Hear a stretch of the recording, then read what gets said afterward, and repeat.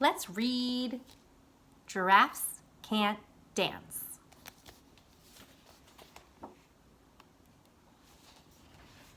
This is by Giles Andrea, illustrated by Guy Parker Reese.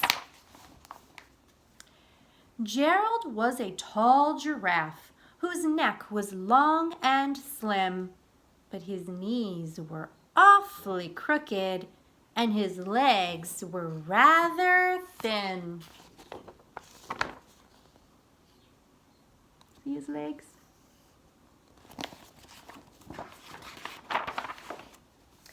He was very good at standing still and munching shoots off trees. But when he tried to run around, he buckled at the knees. Now every year in Africa, they hold the jungle dance, where every single animal turns up to skip and prance. And this year when the day arrived, poor Gerald felt so sad because when it came to dancing, he was really very bad.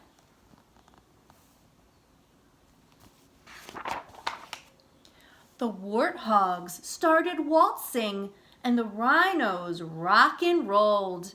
The lions danced a tango that was elegant and bold.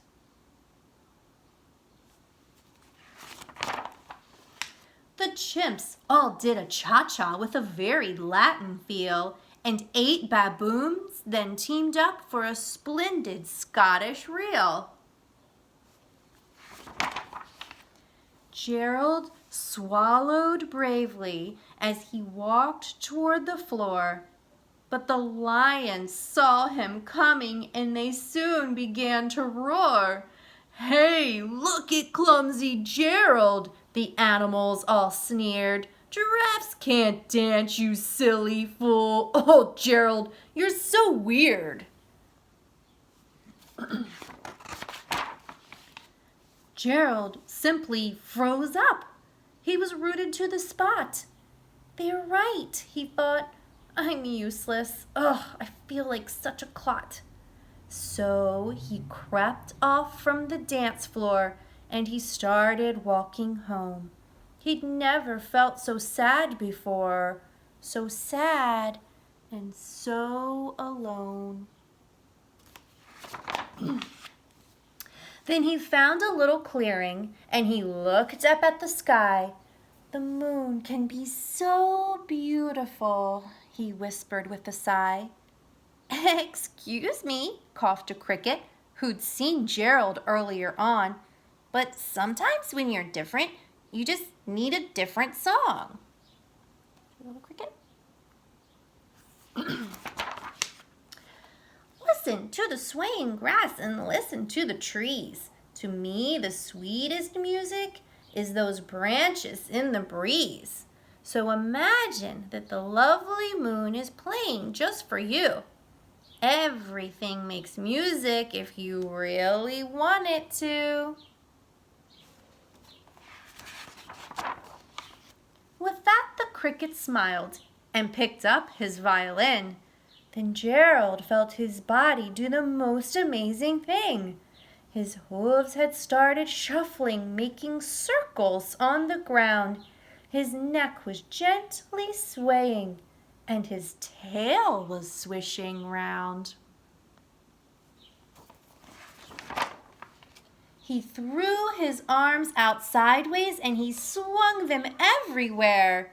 Then he did a backward somersault and leapt up in the air.